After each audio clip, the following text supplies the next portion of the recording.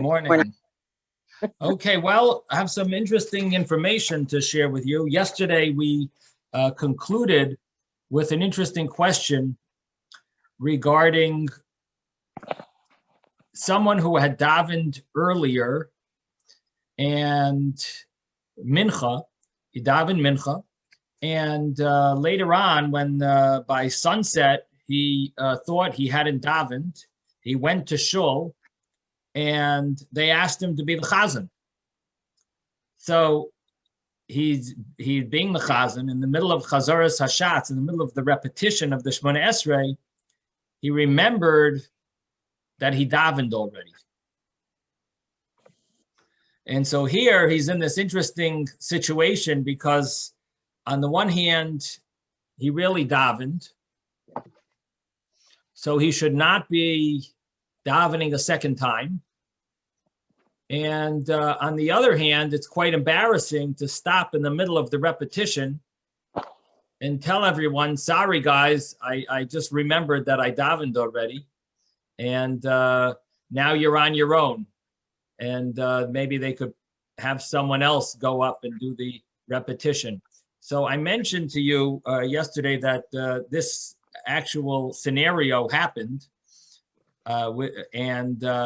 It happened to me personally, and I was chazan, and I remembered, I davened already mincha 4 or 5 hours earlier, and I was in the middle of chazaras hashatz, and at that point, I thought of this Gemara that you can just have in mind. To add, I'm not just have in mind, have in mind that this is a gift, Shemona Esrei, and add something new. In this way, it's not a problem. Because our Gemara said that if a person goes to shul and he sees that the congregation is davening, and he already davened, he's allowed to give a gift, Shemona Esrei, a gift prayer, and recite it as long as he can add something new. So I figured, okay, this is an easy way out of this problem. But afterwards, I looked it up, and I found that the view of the general opinion of the commentaries is that you cannot start the Shemona Esrei thinking that you're doing an obligational prayer, and then in the middle, switch it to be a gift prayer. You can't do that. It has to start out as a gift. If you want to do a gift prayer and do an extra prayer, you got to start it out that way. If you already began and you thought you're doing a obligation, Shemona Esrei, and then you want to switch it to a gift because you remembered that you davened, that you can't do. So, Rabbi, you froze on us. Well, no, he's okay with me. Yeah, can you hear me? Well, no, Can you hear me now, froze Ezra? now. Freeze on We me. can hear you, but I'm fine. your image is frozen. Oh, my image is frozen? All right, now you're okay. Now you're okay. Not on my picture. All It's right. the idiosyncrasies of Zoom in the Zoom, internet. So the conclusion that I came up with was that I probably did the wrong thing. However, yesterday I said, let me speak to some Rabbanim and see what they have to say. And they seem to conclude, I spoke to 2 Rabbanim yesterday, and both of them said, you got to just keep on going, the Shemona Esrei, and I did the right thing. So I thought I did the wrong thing, but it turns out that they said, no, this is what should be done. You should really finish the Shemona Esrei. That was their conclusion. So the reason for it is, it seems that the reason why it's allowed to finish the Shemona Esrei is, number one, the law of a chazan in the repetition, which I think someone maybe brought up. I'm not sure, Ezra or Raymond maybe brought it up, but someone brought it up yesterday that there's more leeway for a chazan, even if he davened already, to repeat the Shemona Esrei for the congregation. So it seems like even if he davened already, fulfilled his obligation, there is room for him to go and be the chazan anyway. So therefore, that itself seems to be a source that the chazan could finish off and fulfill, even though he had davened already and fulfilled his obligation.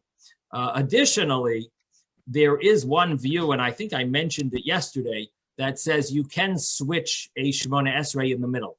That's not the accepted view, but there is such a view. So that view, together with the fact that there's kavod habriyos, the fact that it's embarrassing, so it seems that would be another reason why it would be allowed for a person to finish off. I think maybe Ruvain mentioned the idea of kavod habriyos, that it's embarrassing. And so basically what comes out is it seems that's what should be done. If it ever happens to anyone, that, you know, and they're the chazan, and they're in the middle of the chazaras hashas, the repetition, that they would complete the Shemona Esrei. Okay, so that just, now we did touch upon a few interesting... Rabbi Smith. Yes. Just a quick question. What would happen if you're the only person that has the ability to be the chazan? The other 9 people don't know how to be a chazan, and Right, you're the only one, and you davened already, and you knew you davened already, but they need somebody to help to do the repetition. Then what? Yeah, there is such a thing in the Shulchan Aruch that I saw yesterday. That seems that there might be some room for leniency there. Let me take a look. It was in chapter, I think it was 64. And no, not 64. Not 65. No. Where did I see this?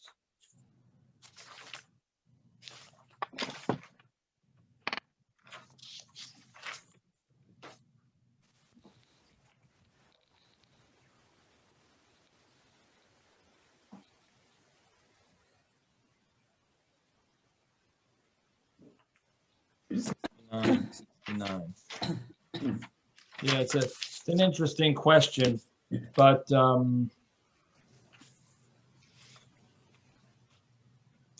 if the person who didn't hear is even someone who heard already can do something called lifreis and be the chazan, just like all mitzvahs that are dependent on dibor, that even if you fulfill them, you could fulfill the obligation for others. So there seems to be some type of a source for that. It deserves to be looked into more. This is not the exact scenario that you're asking.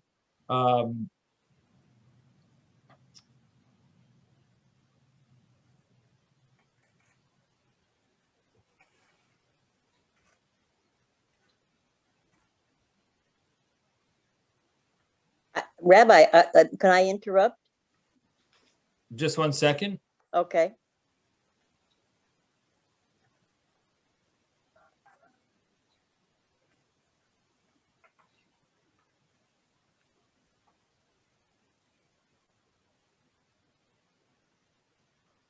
The reason why I say it's not the exact scenario is I'm not sure if this is specifically for someone just to hear Kedusha, or it's to do the entire repetition of the Shemona Esrei. It could be just to give someone the Baruch Hu. There is a concept of Pires al Shema, where someone does the Kaddish, the Baruch Hu, and the Kedusha.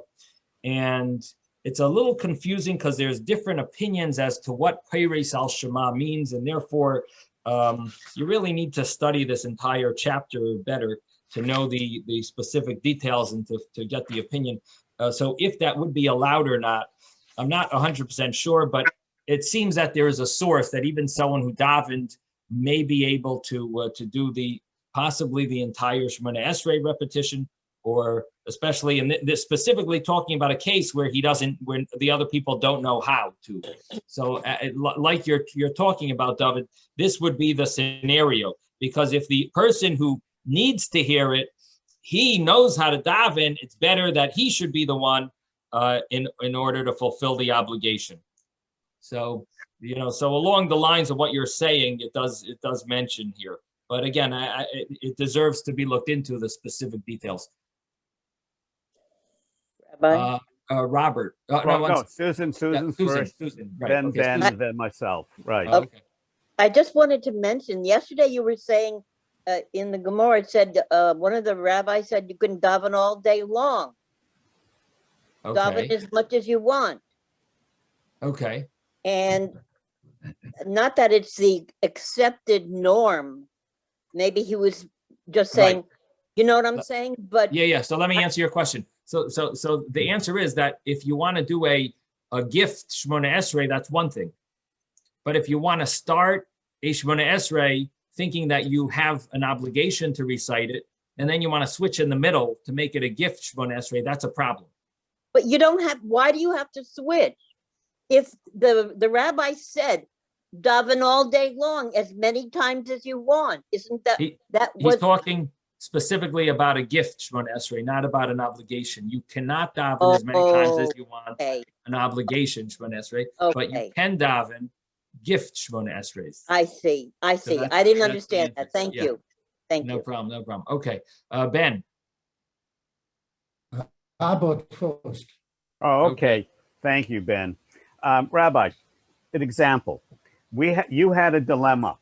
It wasn't in the Mishnah or the Gemara about whether you could do the Shmona Esrei or whatever the part of the service is. So to me, that means you went to other rabbinical authorities and you got an answer, okay?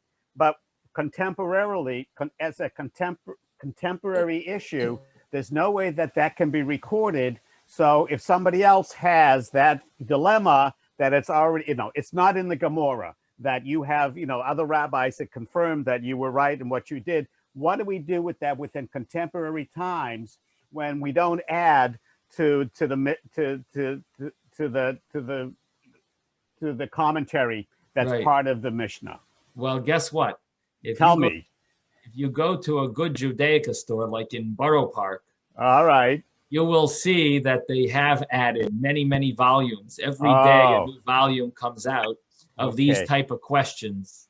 And is there a registry that you can then bring to this group's attention that you solved the dilemma so you can be written down in history? Well, so tell me the practicality of that. So the practicality of it is that there are, people who specialize in these areas of halacha. They buy every single book on the subject.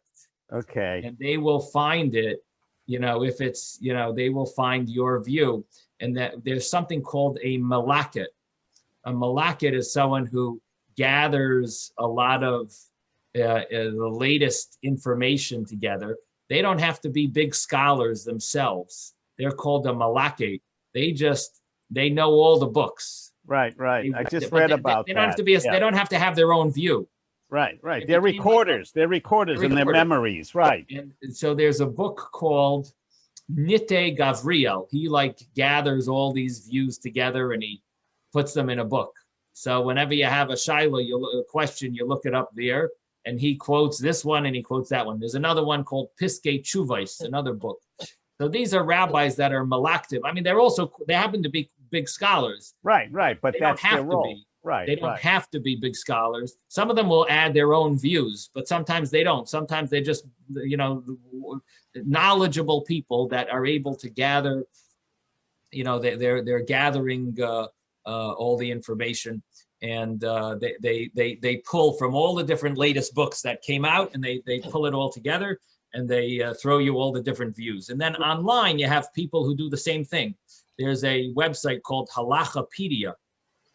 Okay. Which Wow. is he tries to gather all together a lot of the latest halachas. Not That's that everything incredible. you have to look things up.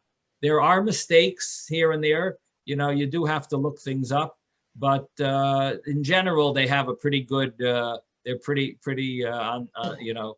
correct. They're pretty well. Well, for me, well this said. is wonderful information because I never knew this. So it's a very organic activity. It goes on from generation to generation. and it's just not locked in history. Well, this to me is very, just a wonderful understanding more. Of the, Exciting. Yeah. Exciting. I just want to mention that I mentioned Halachapedia. There must be 50 other websites as well. Okay. I just threw one that happens to be out there. I'm not not to no, it's fine, but it's specifically good to endorse know one. that. I would There never are have numerous- known that. Yeah. Numerous. There's a Shulchan Aruch Harav.com that he tries to gather a lot of the opinions and so on. Yes, Ben. I wanted to add that think it depends if you prayed by yourself the first time or whether you prayed it with a minion. If you prayed yourself, you can pray it again with a minion, was my understanding. Well, the Gemara that we just learned, it didn't seem to like that. In other words, I think the Gemara that we learned said that you're not allowed to. What did our Gemara say? That Sricha, it said both of these cases are needed in the bottom line. If you look at the bottom line on 21a, it says Sricha. I thought it said Yachid v'tzibur is different than tzibur v'tzibur. Yeah. And then it says 3 letters that prove the whole thing wrong. 3 letters. Ka mashma lon. Kuf mem lamed. The 3 letters of Ka mashma lon says, and it comes and lets us hear that no, you can't. I didn't know that.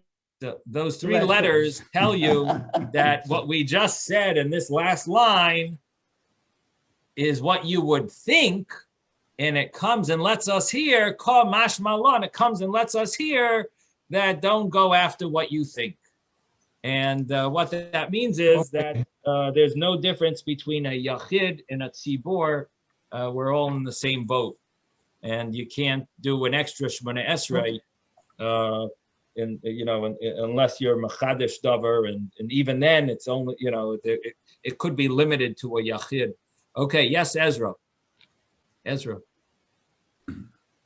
Rab, did you find out the answer to the question that I asked you in reference to if someone says as a shaliach tzibur, he says the repetition in one nusach and says. Oh yeah. I was just looking it up actually before the class. I have with me an Igros Moshe right here, and I'm not saying this is the only view on the subject. I mentioned yesterday that there is the Reb Ovadia Yosef, but the Igros Moshe, in his 2nd volume of Orach Chaim, he has two letters that people asked him questions. This one is from Reb Moshe Zisha Stern, had asked him about the nusach, and he has another letter later on, 104, and in both of these he seems to conclude that what you daven quietly, that you do the nusach that you're used to, and anything that you daven that's not quiet, he seems to encourage you to daven the nusach Of the makom. Of the place. This is Reb Moshe's opinion. Psuke de Zimra Birchas Kriya Shema, that you're able to say out loud. So, and it's going to be heard by people sitting next to you. It's questionable if you're allowed to say the nusach that you're used to, different than the congregations, because on the one hand, maybe it's you're saying it quietly, but on the other hand, that maybe that's also a problem because you may forget and to say it quietly because you're allowed to speak out loud. You're allowed to say prayers out loud. And it seems, he gives an example like that is doing work in a place where they have a custom not to do work, different scenarios that are brought in the Talmud. So, and the point that he's bringing is that just like in those scenarios, it's a problem because you may forget and people might see you. And you won't be careful, to stop when someone's around. And so the same thing would apply here. And therefore he says that it makes sense that that makes sense that you could be lenient.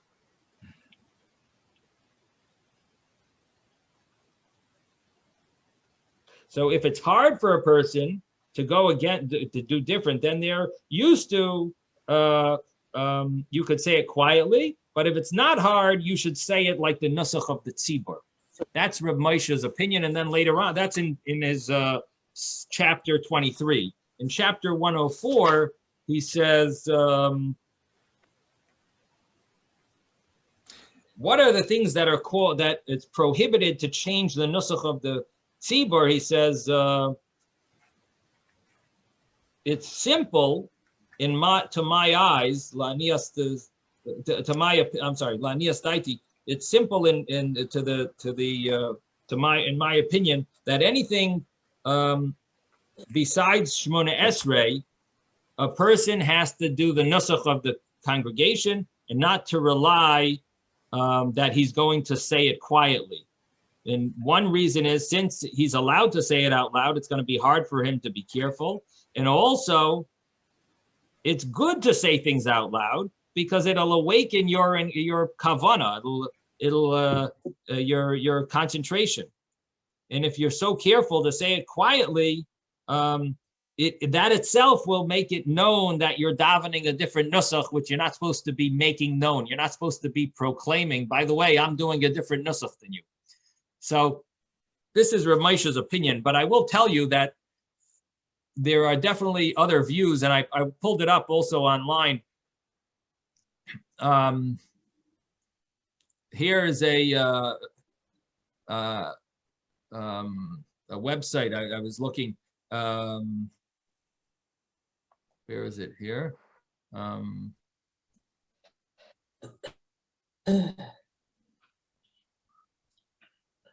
Some say that a Sephardi should try to daven Psuke de Zimra and Berchas Kriya Shema, the Nusach Ashkenaz, in davening in an Ashkenaz shul.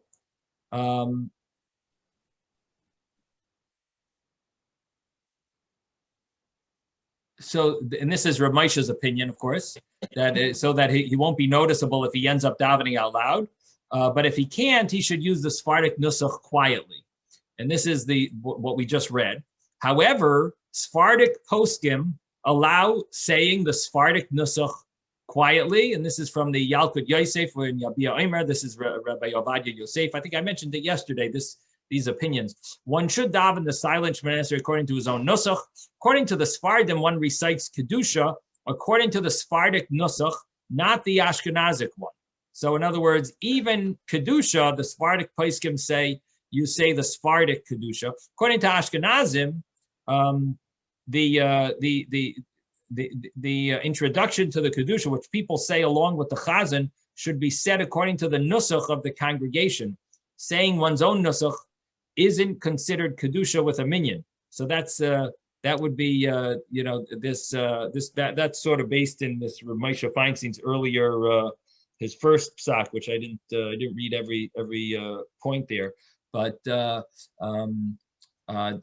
doesn't seem like the Sephardim go with that. Now, he does say about Brich Shemei, he says, Sephardim only recite it on days when Musaf is recited. It is worthwhile if he's allowed to interrupt where he is, and he should say it, join the Ashkenazim in Brich Shemei, and that's even the Sephardic poskim. And there is an issue at the end with Aleinu after Uvolat Tzion, because the Ashkenazim jump to Aleinu and the Sephardim, they don't want to mess up the order accepted by the Sephardim Kabbalistically, And so there is an opinion that they should just continue saying their order. The other opinion is they should say Aleinu, then go back to where they are, and then say Aleinu a second time. Yeah. So to answer, I think So, Robert. There's a lot of different, now a Shliach Tzibur, one who is in mourning and wishes to lead the tefillah in Ashkenazi minyan, should seek the approval of the Ashkenazim to pray the Sephardic Nusach. If they do not acquiesce, according to some, he should not be the Shliach Tzibur. And that's also Yalkut Yosef. Now, if one is Shliach Tzibur in Ashkenazi minyan, he must recite all parts said aloud according to the Nusach Ashkenaz, but parts said quietly should be said according to the Sephardic custom. And I'm not sure what that's referring to, because basically you say everything out loud. What do you say quietly repetition? There are some additions between Ubalesion and in the Nusach. Oh, you mean not the Chazar Hashatz, right? Correct. This is not the Chazar Hashatz. If he's Shliach Tzibur, right, he must recite all parts that are said aloud in the Ashkenazi Nusach. Not besides the. I was talking about the Chazar Hashatz, the repetition, but he's talking about everything. Correct. Thank you, Ezra. Right. So all the other. Can't he just add? He would just add Morid Atol. Oh, interesting. Right. Can you add Morid Atol? Yes, you can. You can? Yeah. I don't know. I don't know about that. I mean, there are some that also say Mashiva Ruach Morid Atol. I think that Morid Atol was one of the things that you just said. He would say it quietly. Well, if he's in a Shliach Tzibur and Ashkenazi minyan, he must recite all parts said aloud according to Ashkenazi Nusach, but parts said quietly should be said according to the Sephardic one. It's a little unclear to me if that would include Morid Atol. I'm not sure. And again, this is not written by, this is someone, just gathering information from other Svarim. So it's not like we can be medayik in the words. We can't learn anything from the way it's written in English here. But the Kaddish, the Sephardic Kaddish, is recited with all of its highlights and nuances, except one may shorten Yehei Shmei Rabbah if reciting Kaddish with Ashkenazi mourners so that they conclude together. So what that sounds like is that you are allowed to say the Sephardic Kaddish, and only if it's not going to conclude together, you're allowed to skip what you normally do. So that's interesting that the Sephardic Poskim hold that. I don't know if Rav Moshe would agree with that, but it seems like that's what the Sephardic Poskim hold, that you would be allowed to say the Kaddish, your Kaddish. I think I lost all of you again, I think. Is everyone? My question yesterday. 1 second. Where am I here? Can everyone hear me? What do you mean you lost everyone? Oh, no, some of it's, for me, the same thing is like the understanding of the thinking and the practice sometimes is beyond my experience and understanding it within the context. That's the way I interpret it for me. I find it very interesting, but I've not experienced it practically. And so conceptually, it's still difficult for me to wrap my arms around it. Does that make sense to anybody else? Well, I think that what it boils down to is there's two main views here. One is to be extra careful to do with the community what the community is doing. Right. And the other one is to be extra careful to follow your minhag, follow your, and both seem to have very solid, can you hear me? Yeah, you're fine. You're fine. Both seem to have very strong,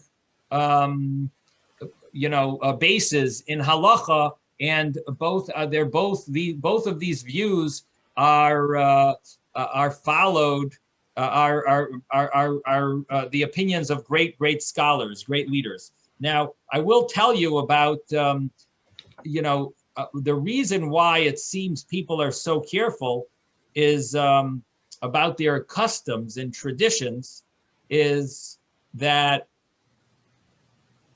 there's a statement here, a note. Rav Moshe Feinstein maintains that switching from Nusach Sfard to Nusach Ashkenaz would be correct because Nusach Ashkenaz has more substantial Masorah.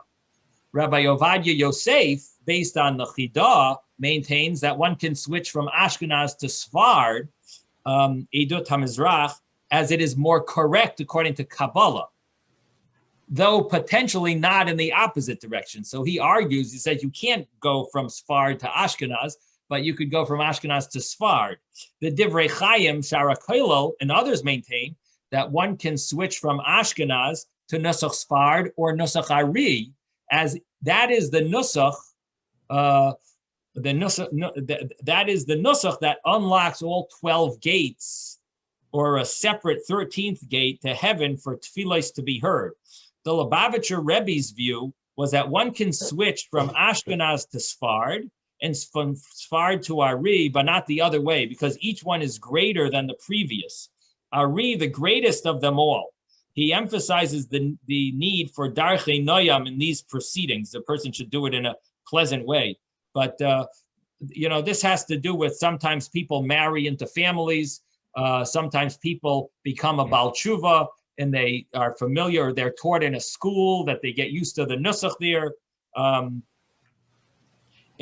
So it does, it is interesting how minhagim, end up becoming very, important, very important area where, some people try to be very careful. And then if someone wants to switch their nusach, there are sources, then there are scenarios where a person is allowed to, but it's not regularly done unless there's a good reason.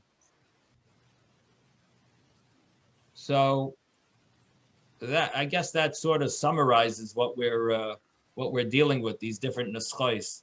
Okay, Robert. So I have a couple of questions, if I may, because this opens up a whole sort of panorama of understanding. So there's the Sephardic and there's Ashkenazic minhags, right? And so part of what we're dealing with, it's almost like a rivalry between authorities as to whether it's Sephardic or Ashkenazi.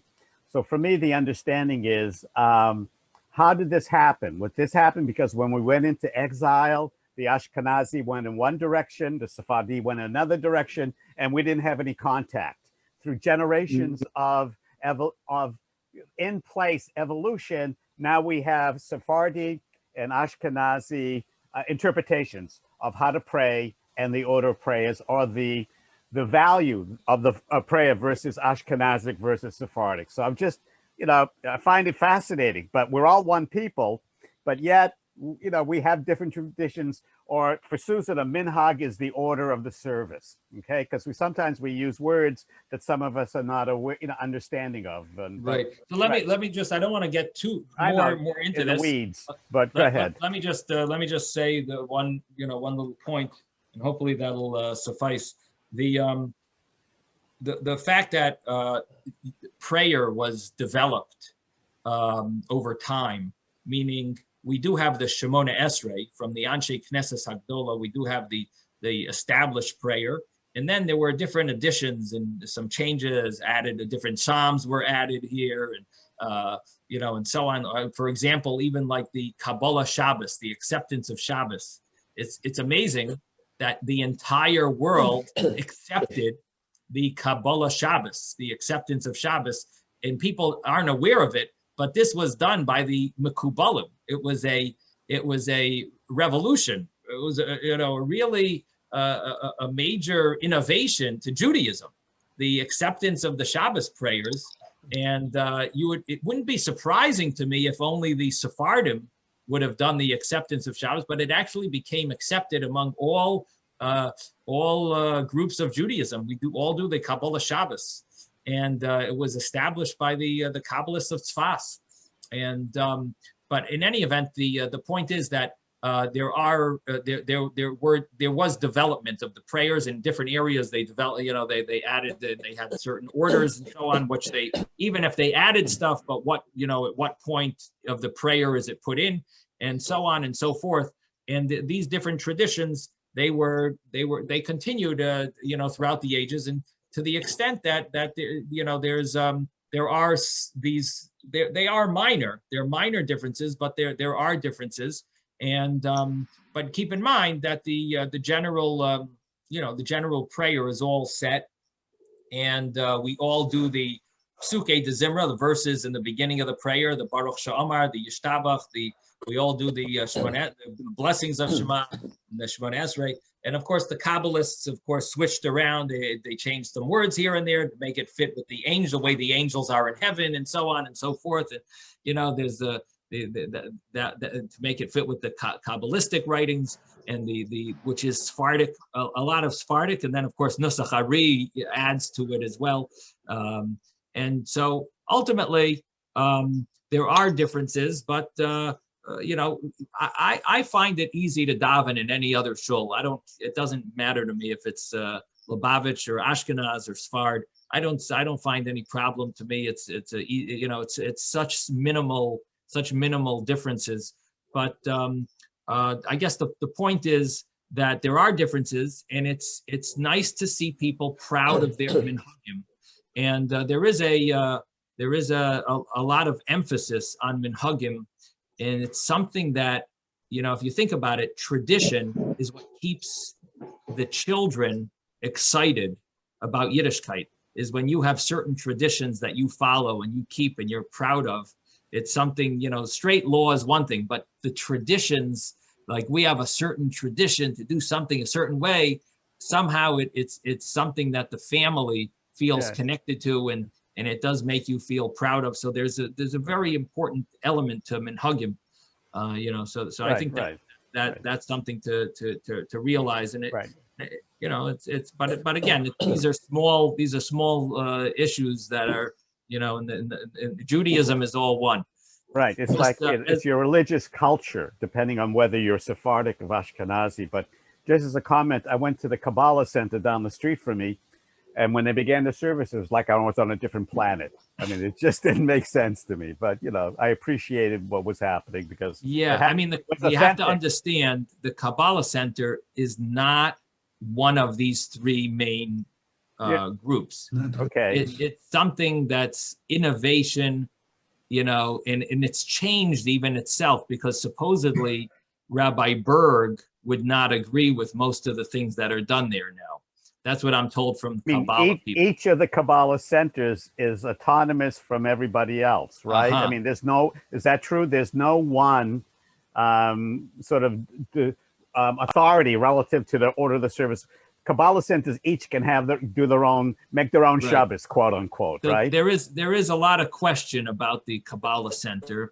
I didn't do much research about it, but I would not participate in a service there. I'll tell you that. Okay. But because we're not sure, it's something new. It's not it's not necessarily accepted. But I was told from a Kabbalah person that goes to one of these places, he told me, oh, it's for sure the way the rabbi who started these centers, he himself would not. And that's Berg. That's Rabbi Berg, right? Supposedly. So I don't know him. I didn't know him, but I'm just saying, it does definitely lead to some questions in halacha, which again, I didn't do my research, so I don't know. Can't really say much, but it's not one of the three nuschos. We'll put it that way. Ashkenaz, Ari, these are the accepted views in Yiddishkeit. They've been around. They have solid sources and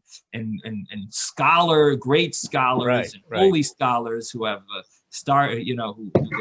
they're based on. Okay, I do want to go a little further in the Gemara. To sum it up in 3 words, nicht von unsere. That's all. Not from us.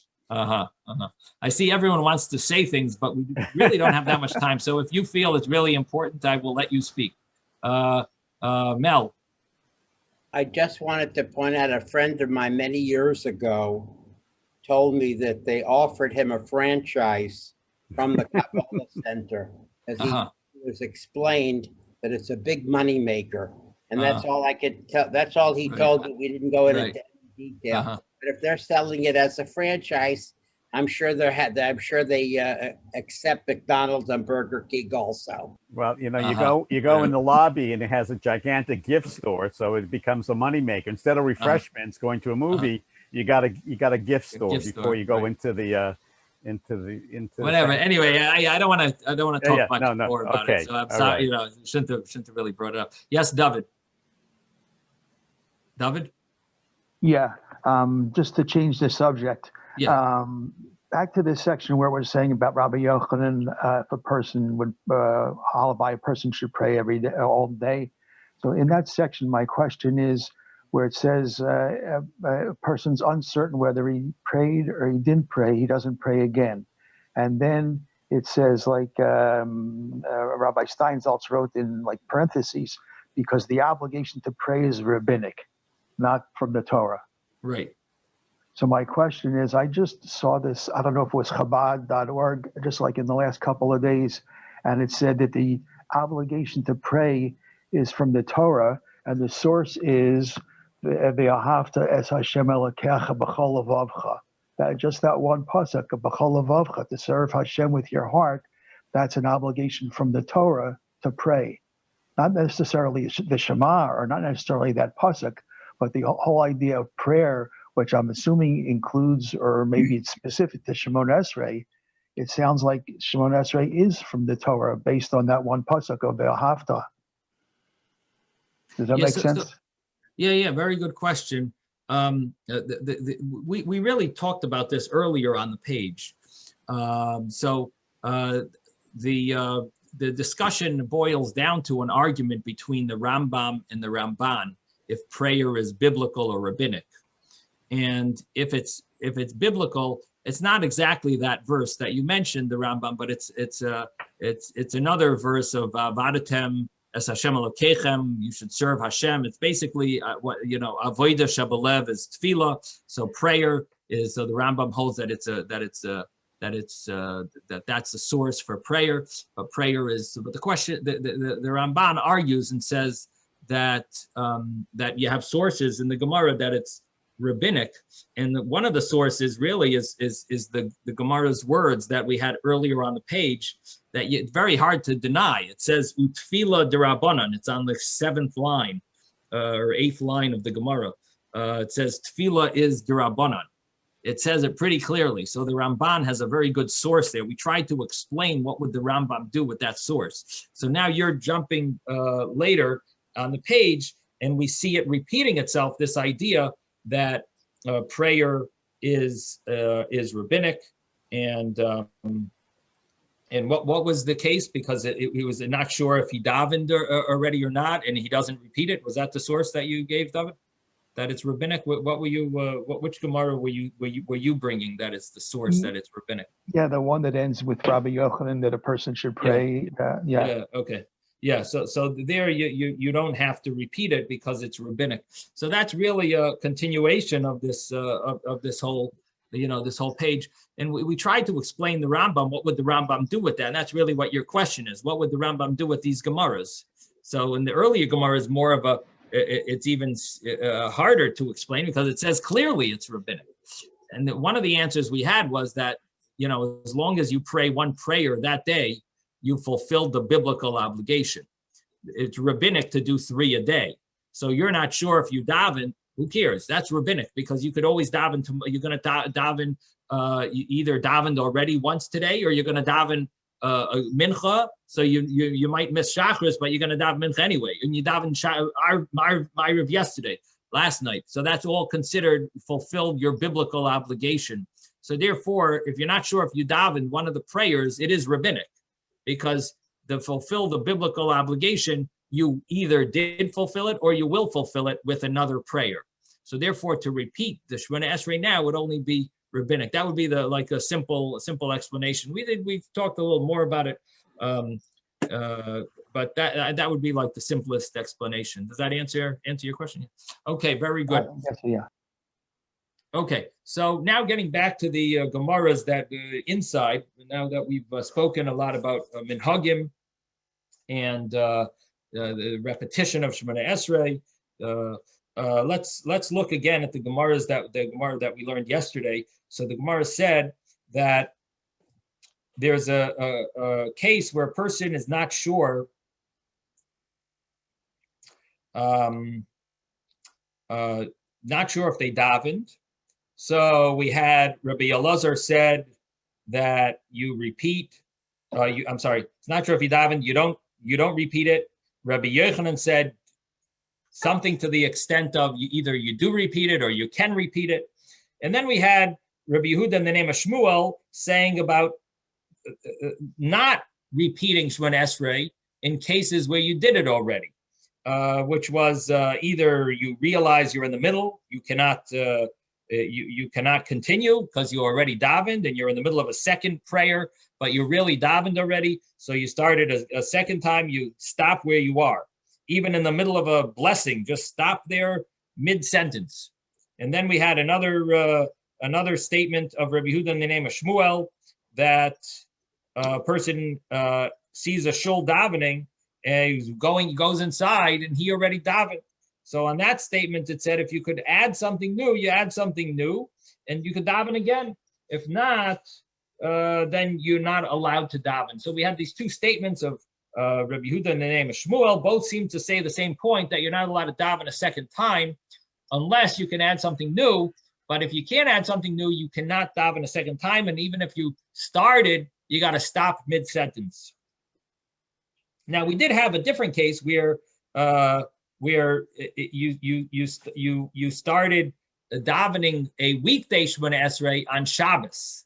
In that case, we did not tell you to stop mid-sentence. In that case, we said finish the blessing that you're up to. So, for example, you started davening on Shabbos, and you were davening a weekday Shemona Esrei. So, since you're davening a weekday Shemona Esrei, the law was finish off the blessing. There's 13 middle blessings in the Shemona Esrei, in the inside, the middle blessings. There's 13 of them. Whichever one you're on, finish that one blessing, and then switch over to the Shabbos Shemona Esrei. So why there did we say don't stop mid-sentence, but finish off? And in our case, we said stop mid-sentence. You davened already, stop mid-sentence. Weekday Shemona Esrei, the Gemara is thinking, is almost like you davened, or like there's no reason to say it. You should stop mid-sentence. Does anyone remember what the Gemara answered to that question?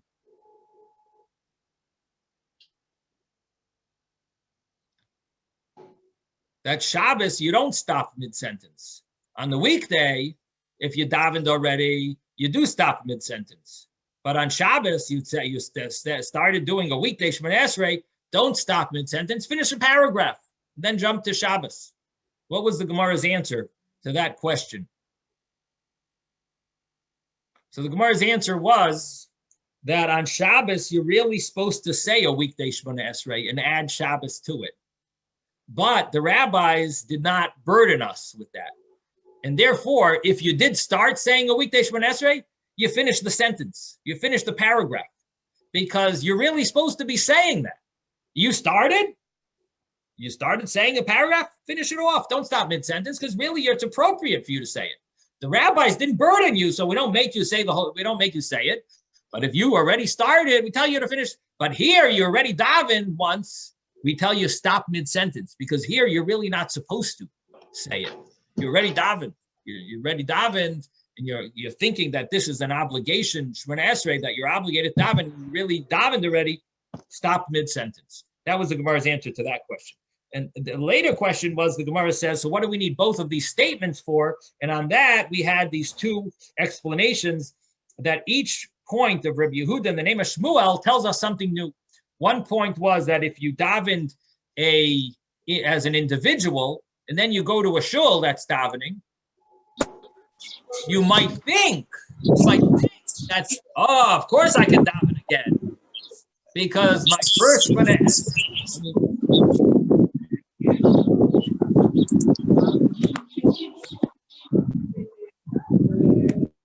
Okay, now you might think that if you go to shul and everyone's davening, you might think, oh, now of course I should daven again. My first Shemona Esrei was meaningless, was insignificant compared. This is going to be great. I'll daven a Shemona Esrei with a congregation, with a minyan, and of course I should daven again. And on this, Rabbi Yehuda in the name of Shmuel says, no, don't daven again unless you can add something new. Don't daven again. So that was the second statement of Rabbi Yehuda in the name of Shmuel, to tell you this law that you may not have known if you just heard the first law. And why does it say the first law of Rabbi Yehuda in the name of Shmuel, to tell you that if you started, you got to stop mid-sentence. Because you might think that if you started, we'll tell you, you know what, you started already. Okay, daven more. Why not? And on this, we tell you, no. You have to stop mid-sentence because you davened already, and this is considered either Bal Tosef or Bracha L'Batala. You're either adding to the Torah or you're doing a bracha in vain. Okay, so now we're up to the next piece of Gemara, and the next piece of Gemara tells us, Amar Rav Huna, we're on 4 lines from the top of the page on 21b. 21b, Amar Rav Huna nichnas l'beis hakneses. A person enters the shul, umatza tzibur meshem espalin, and he finds that the congregation is davening. Im yachol lahaskil v'ligmar. If a person could start and finish, ad shelo yagia shatz l'moidim, until the chazan reaches moidim, yispalol. He should daven. Let him daven. He's going to daven the Shemona Esrei. They already started. He came a little late. They're already on Shemona Esrei. He walks in, so he looks around. He sees everyone is on Rifa'enu, is on the bracha Rifa'enu, or he sees everyone is on a certain bracha, and he looks around, looks at the Sidurim, he sees where they're holding people that must have started Shemona Esrei a minute and a half ago. So he has to calculate how much time will it take me to finish the Shemona Esrei, and who's the chazan? Is he a slow chazan or a fast chazan? Will I be able to finish up to my Shemona Esrei by the time he gets to Moedim? So I make a calculation, and I calculate if I'm going to be able to do that or not, and if I will be able to finish the Shemona Esrei by the time that chazan is going to get to Moedim, then I should daven. Yispalal, I should say the prayer. And this way I'll be able to bow at Moedim. V'im lav, but if I'm not going to reach I will not finish the Shemona Esrei by the time the chazan reaches Moedim, al yispalal, I should not daven. Rabbi Yeshua ben Levi Amar, and Rabbi Yeshua ben Levi argues, and he says, Im yachol lehaskil v'ligmar,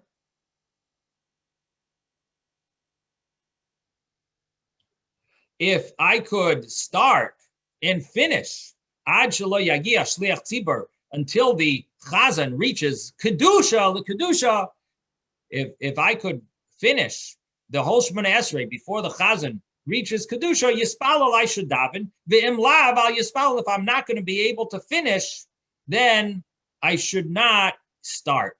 I should wait till the chazan says kedusha, because what the Gemara here is telling us is that there's a few parts of the davening that are very important with a congregation, and I don't want to miss those. It's not in my best interest to miss those. It's better to stop and wait instead of reciting the Shemona Esrei with the group to some extent. It's better for me to wait so that I can answer these replies that are very special replies. One of them is Kedusha, and the other one is Moedim. Now, if Rashi mentions over here that the main point of Moedim is that you will bow down with the congregation, because it shouldn't look like you are not participating. You're denying what everyone else is bowing to. So it doesn't seem right. It looks bad on you. It looks like you are a kofer. You are, like a denying God. You're claiming that you disagree with what the congregation is doing, that they're thanking Hashem. And that's the reason to bow at Moedim. The reason for Kedusha is because this is an opportunity to sanctify God's name, and it's very important to recite the Kedusha. So the Gemara asks, so what is this argument? The question is really on Rav Huna. Anyone have a question on Rav Huna's statement? let's repeat what Rav Huna said. Rav Huna said that if you go to shul late, you entered shul, and they're already davening. Now, I should mention that this was more practice. It's much more understood in the time of the Gemara. People didn't have clocks. So very possible you entered shul and they already started davening because you didn't really have the typical time. Oh, guess what time mincha is today? 8 o'clock. So everyone knows they could put on their alarm clock, on their watch, on their phone, daven mincha. You'd be there on time. But in the olden days, keep in mind that it wasn't so exact like it is today. Therefore, it's very possible you go to shul and you're really late because they started already. They're already a minyan arrived in shul. And so they have their minyan. They started davening. So Rav Huna says, if you could start and finish the whole Shemona Esrei before the Chazan reaches Maidim, you should daven. And if you can't, don't daven. Is there any question that you have on that statement? Anyone have a question on that statement? Ben, do you have a question on that statement, or do you have a general question? I have, Rabbi. Go ahead, Ben. Rabbi, do you hear me? We all hear you. Keep on going. Keep trucking. Okay, I wanted to say, Kedusha comes real quick. It's in the beginning of the Shemona Esrei. Right. Basically. Okay, fine. But you don't have a question on Rav Huna, do you? Way down the line. So you have time sometimes. Ben, do you have a question on Rav Huna? I'm talking about Rav Huna. No, your statement sounds like it's on Rabbi Yeshua ben Levi. No, Rav Huna said that you wait till Modim. Right. Okay. If you can get through to Modim. Right. Modim is all the way down the line. Most people can do. So Modim is all the way down the line. Okay. So what's your question? I'm saying it's a statement. Okay. It's easy to follow Rav Huna. Okay. Fine. Okay. That's nice. Okay. Yes, Ruben. What's the question on Rav Huna? From speaking personally, I daven very slowly. So that means probably almost every time that I'm in shul davening with the minyan, they get to Shemona Esrei before I do. And there's no way that I could complete it before they hit Modim. So that means each day, according to Rav Huna, I'd have to get up to that point. I'm ready to walk into Shemona Esrei, stop, and I imagine answer the Shliach Tzibor. Can I speak at that time to answer? A main only, I think I could do. But that would be a daily occurrence. And then I get even further behind because now I'm waiting to start Shemona Esrei until they passed Modim. Okay.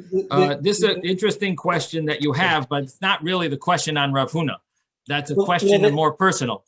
Okay, but so the second part of that answer is, if someone sees somebody davening, and if they watch them and they see that when they've gotten to Modim, that they bowed, and the other, I think 3 places in Shemona Esrei, they're not going to think, oh, this guy's a kofer because he didn't do it with the minyan.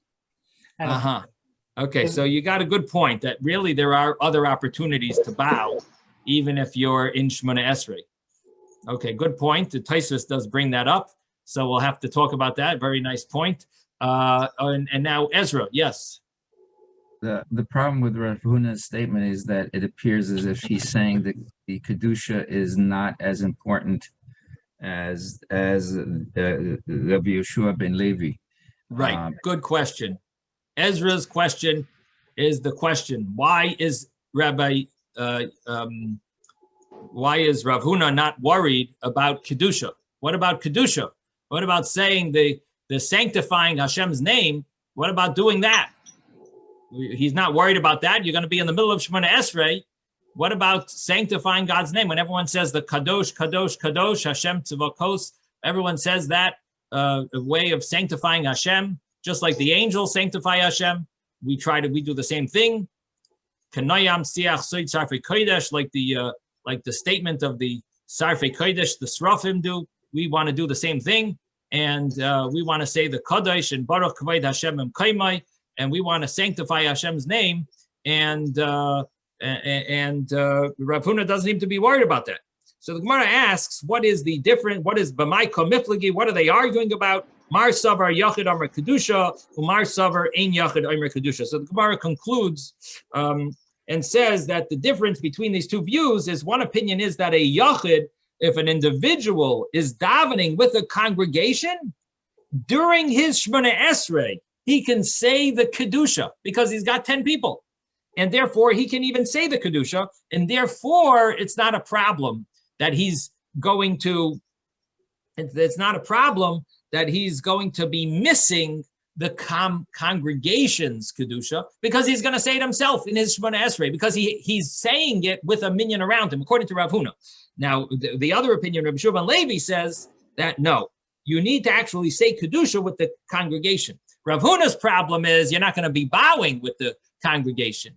Rabbi Sivan Levi's problem, his issue with what you're doing with davening early, with the davening right away, is that you're going to miss the kedusha, because the kedusha is a very important part of the prayer, to say it with to recite it with the congregation, because he holds you're not allowed to say it in your own Shemona Esrei unless you are reciting it with the congregation. That's when you would be allowed to say it. And if you're in the middle of Shemona Esrei, you're not going to be able to say it in your Shemona Esrei. So that's where we're going to stop. If anyone has any